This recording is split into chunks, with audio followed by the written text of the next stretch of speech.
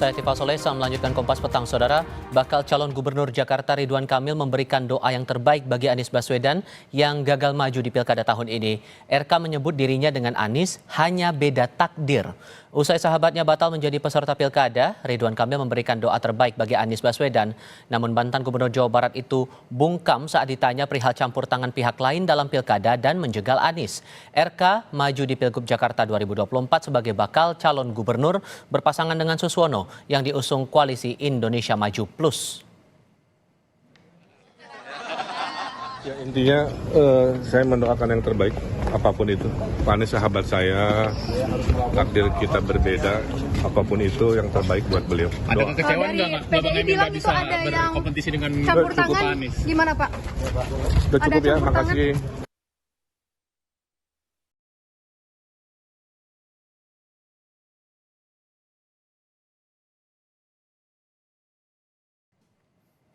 Sementara itu, bakal calon gubernur Jakarta dari PDI Perjuangan Pramono Anung mengaku tudingan soal dirinya menjadi jembatan PDI Perjuangan dengan Istana tidak dapat dihindari. Pramono justru berharap dirinya bisa menurunkan tensi politik antara PDI Perjuangan dengan pihak Istana. Meski begitu, Pramono maksud saya menegaskan jika ia bukan titipan siapapun, melainkan 1000% pilihan Ketua Umum Megawati Soekarno Putri. Ya, memang tidak bisa dipungkiri karena saya masih menjadi Menteri Sekretaris Kabinet dan sekaligus saya diputuskan oleh Ibu Mega menjadi calon untuk Gubernur DKI Jakarta. Orang bisa berspekulasi berbagai hal dan saya juga melihat bahwa kalau kemudian ini bisa menurunkan tensi politik, kenapa tidak kan gitu ya. Tetapi yang paling penting bahwa saya menjadi calon itu karena putusan 1000% Ibu Mega.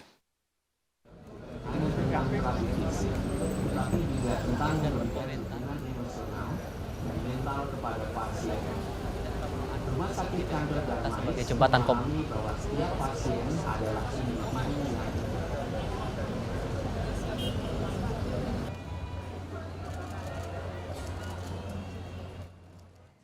Sebelumnya Presiden Jokowi enggan berkomentar soal isu majunya Sekretaris Kabinet Pramono Anung di Pilgub Jakarta sebagai jembatan komunikasi antara Jokowi dan PDI Perjuangan.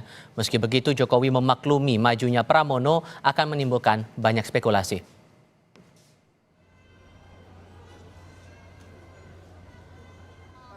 Pak Pramono itu jadi jembatan gitu Pak untuk bisa menengahi komunikasi ya, antara Bapak dengan saja. Anggapan itu boleh saja. Tapi itu benar berarti Pak. Anggapan itu boleh saja.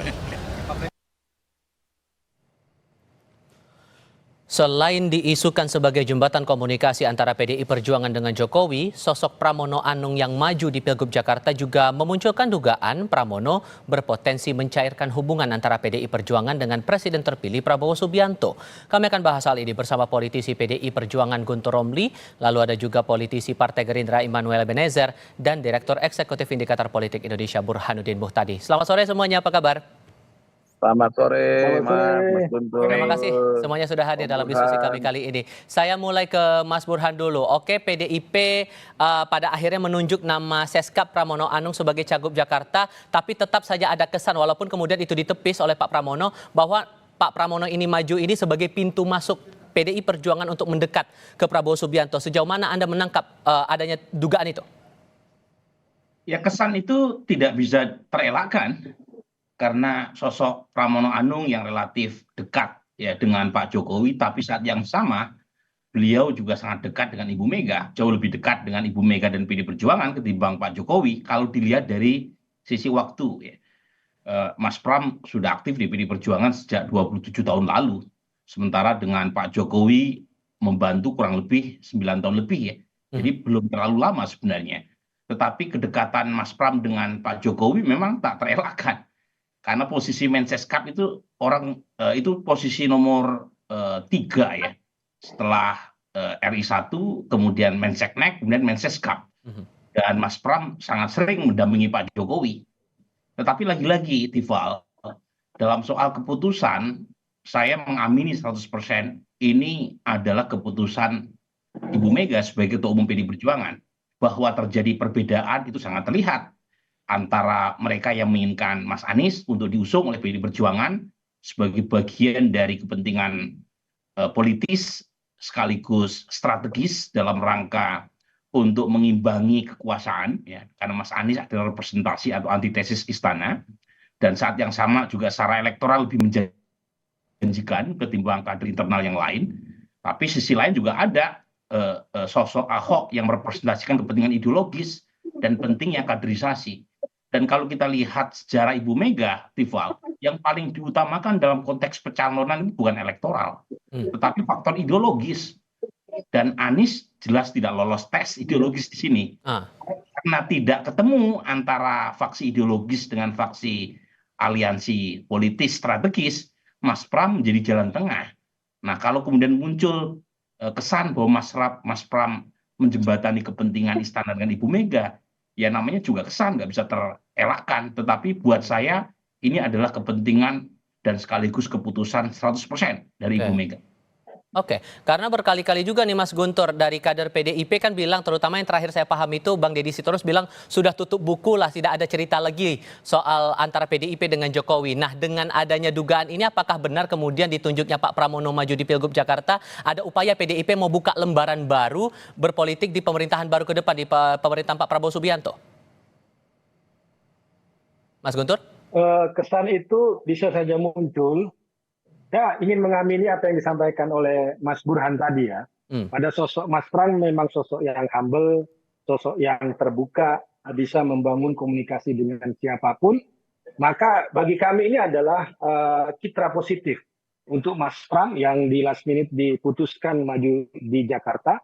Karena kami melihat Mas Pram ini kan tidak punya beban. Misalnya belum menyampaikan bahwa apa hal-hal positif dari gubernur sebelumnya, dari Pak Jokowi, kemudian Pak Ahok, Pak Jarod, sampai Pak Anies, ingin beliau teruskan. Kemudian juga Mas Pram ini bisa masuk ke semua pendukung, mau pendukungnya Pak Jokowi, mau pendukungnya Pak Prabowo, mau pendukungnya Pak Ahok, termasuk juga kepada pendukung Persija.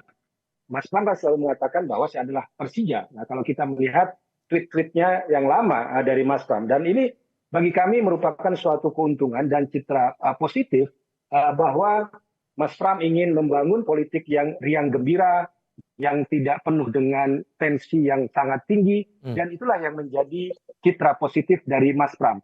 Begitu, Mas.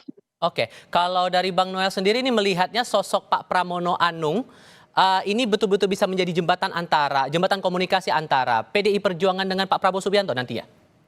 Ya, kemungkinan itu selalu ada ya, karena biar gimana pun Mas Pram kan dikenal seorang komunikator yang baik ya.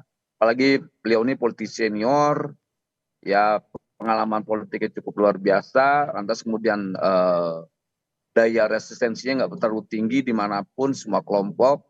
Jadi saya rasa Bu Mega sudah tepat lah ya dalam mengambil sebuah kebijakan untuk memilih Mas Pram untuk maju di Pilkada DKI. Jadi kalau kemudian ada pandangan-pandangan dari sudut pandang yang menganggap bahwa inilah jembatan, ya semoga hal itu menjadi positif lah ya. Karena kita coba jangan lagi momen pilkada ini malah mengeskalasi yang sudah tereskalasi. Kita mau coba kita turunkan tensi-tensi yang kiranya hanya merugikan demokrasi yang sudah terbangun. Biarkan nanti proses pilkada ini berjalan dengan lancar, demokratik, jauh dari hal-hal yang tidak kita inginkan. Karena biar gimana pun nanti kan pemerintahan Prabowo Gibran ini ingin menjalankan program-program yang basisnya kerakyatan dan itu sangat ideologis di mata PDIP. Karena bicara tentang ideologi, bicara tentang keberpihakan, bicara tentang keberpihakan, bicara tentang kerakyatan. Saya rasa pilihan Bu Mega sudah tepat.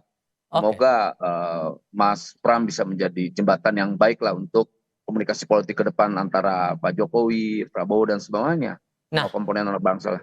Oke, ada satu hal menarik juga sebetulnya yang kami cermati, ini berkaitan langsung dengan pernyataan Pak Prabowo Subianto saat datang ke penutupan Kongres Partai Nasdem beberapa waktu lalu. Kita coba dengar dulu apa pernyataan Pak Prabowo saat itu. Mau gabung, alhamdulillah. Terima kasih. Benar, Pak Surya? Waktu Anda datang, saya terima kasih. Saya, ya. Tidak apa-apa. Anda dulu dukung Anies, tidak apa-apa. Loh, kenapa ketawa? Benar. Gak apa, rakyat butuh pilihan, tapi sekarang, ayo kita bersatu, kita bergabung, kita bekerja sama.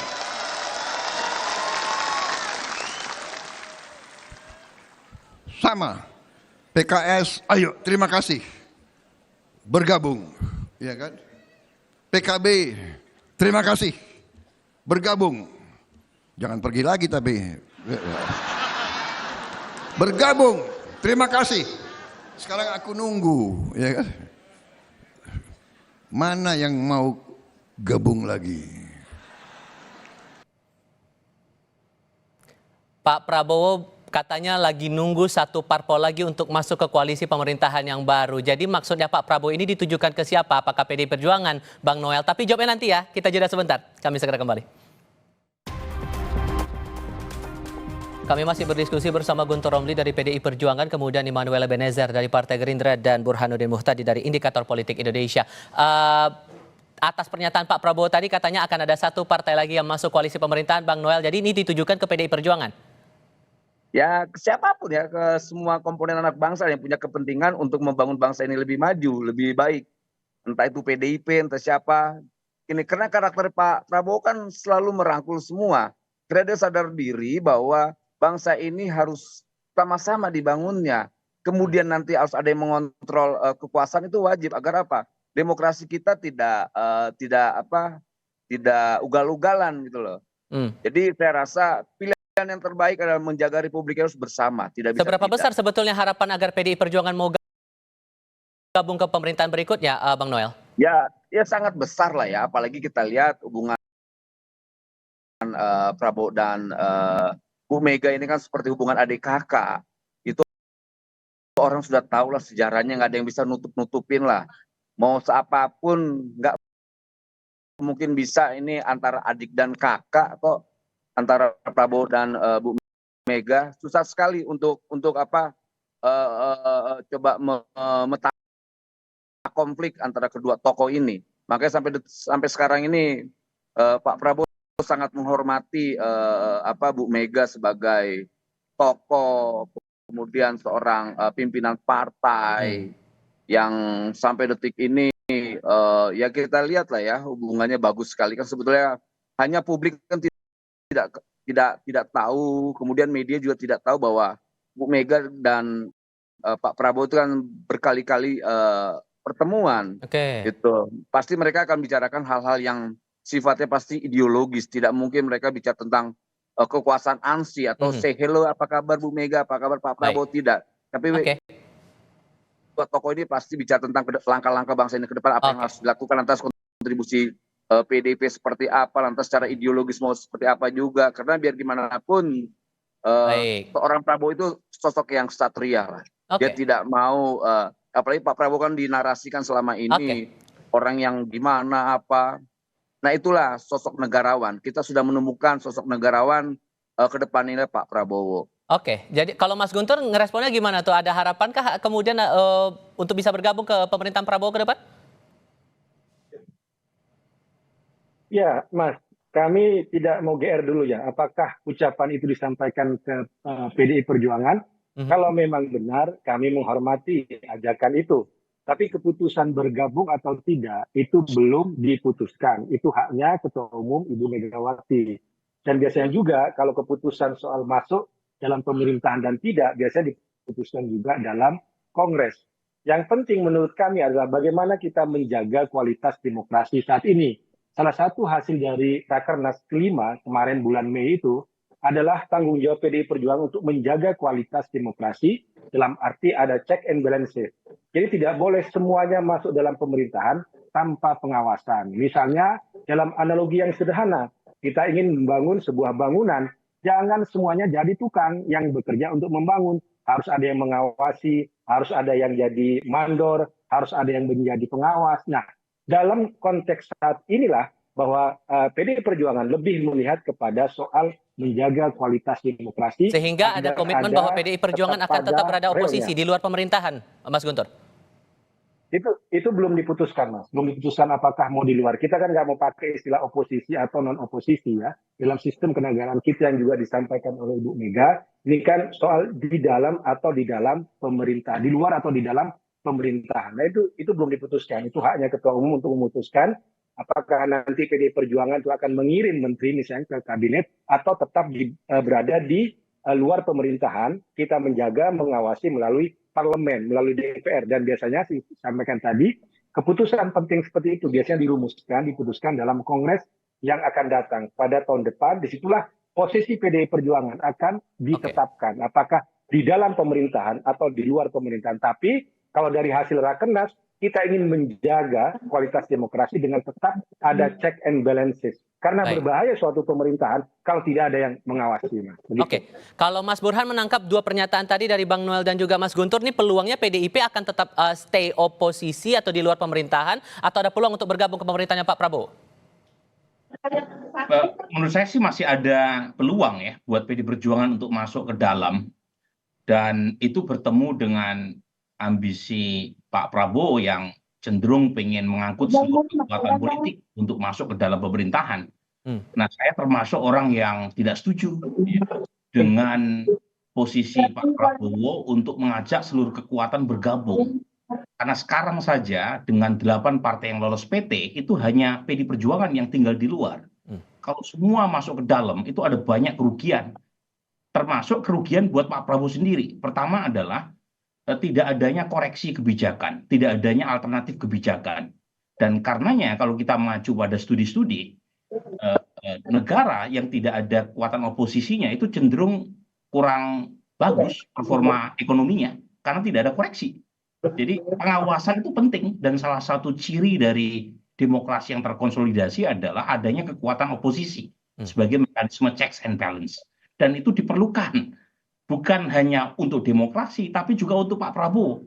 Bayangkan kalau misalnya semua kebijakan seia sekata, tanpa ada koreksi, itu yang rugi Pak Prabowo dan rakyat. Karena rakyat tidak mendapatkan alternatif lain di luar dari apa yang disodorkan pemerintah. Jadi saya berharap betul PDI Perjuangan komit ya, dengan positioning saat ini, bahkan kalau perlu ada tambahan kekuatan oposisi yang lain. Kalau sekarang 8 partai, 7 masuk ke dalam. Tapi masih ada peluangkah untuk itu? Sekarang kan sudah terjadi. Pak Prabowo menyebut oposisi budaya barat.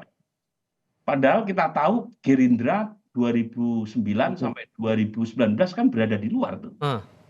Jadi dalam pengertian, Gerindra pernah mempraktekkan sebagai kekuatan penyeimbang yang baik buat demokrasi. Dan itu sukses membuat satu performa Pak SBY relatif baik dari sisi ekonomi, termasuk performa Pak Jokowi periode pertama. Itu juga bagus. Karena salah satunya kritik yang cukup baik dari kekuatan oposisi. Nah, ini perlu dilanjutkan. Jadi jangan semuanya diangkut ke dalam. Jadi ini poin saya yang menurut saya perlu dipikirkan, karena terus terang Pak Prabowo punya semacam pemikiran sebaiknya semua ke dalam. Nah, pertanyaan yang paling krusial adalah soal power sharingnya nanti gimana kalau semuanya berada di dalam.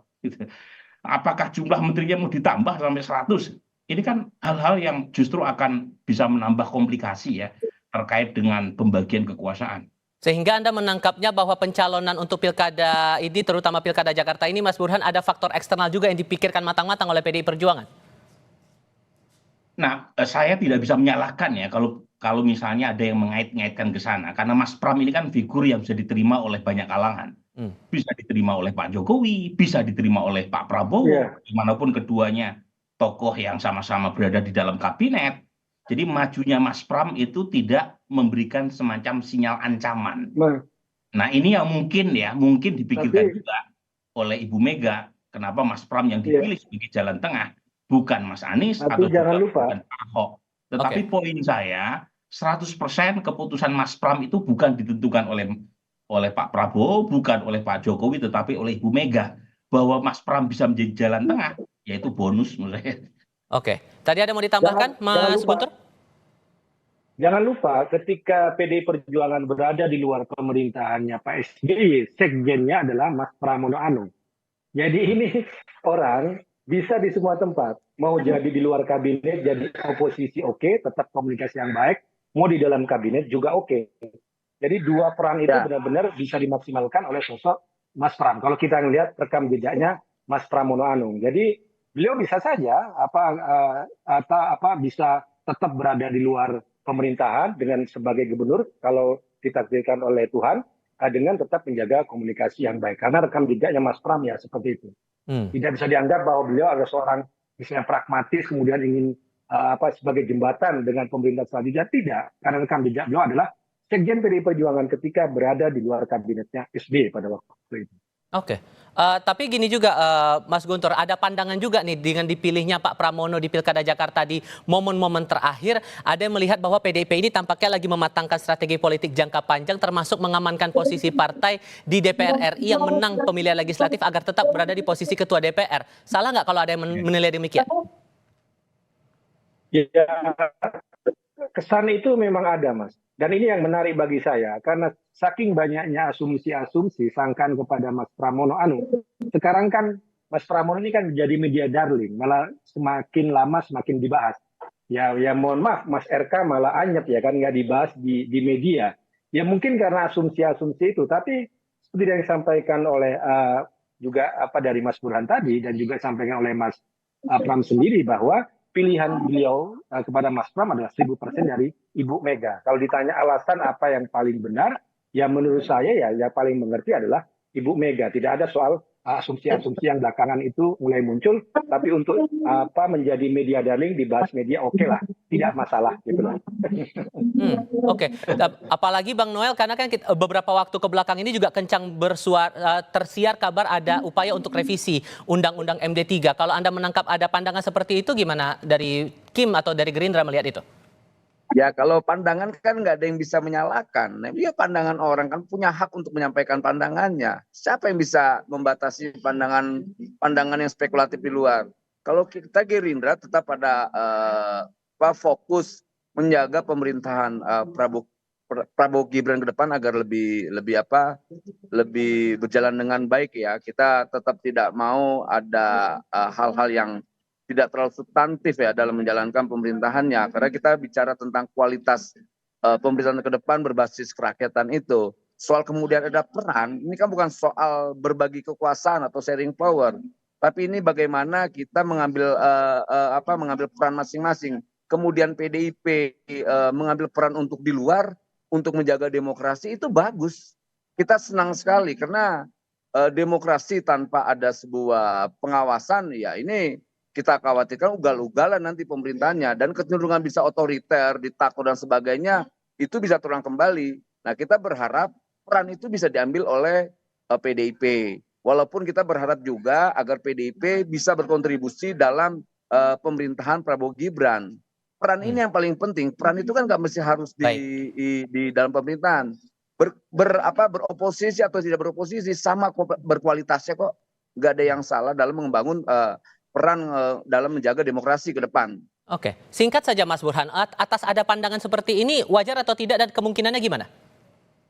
Iya, wajar ya, dan karenanya dalam sebuah pidato kan Ibu Mega mengatakan bahwa PDI Perjuangan tidak bisa bukan tegak lurus ya, lurus saja dalam melakukan manuver politik, karena kalau misalnya terlalu memakai kacamata kuda dalam posisi di mana PDI Perjuangan hanya sendirian di luar, itu bisa dikeroyok kan. Dan kemungkinan perubahan Undang-Undang MD3 besar sekali. Karena Kim Plus menguasai sekian puluh % kekuatan di parlemen. Dan perubahan itu sangat dimungkinkan. Kemarin saja kalau kita mengacu pada revisi Undang-Undang Pilkada kan nyaris saja itu gol. Nah hanya kekuatan civil society yang membuat DPR akhirnya gagal karena PDI Perjuangan hanya sendirian di balik.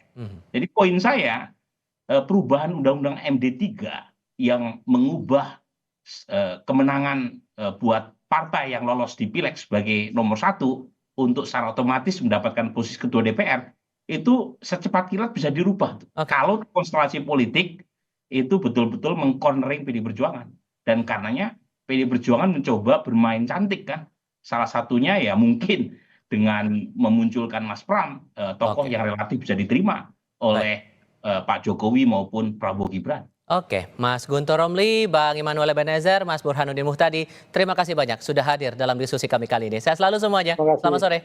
Terima kasih.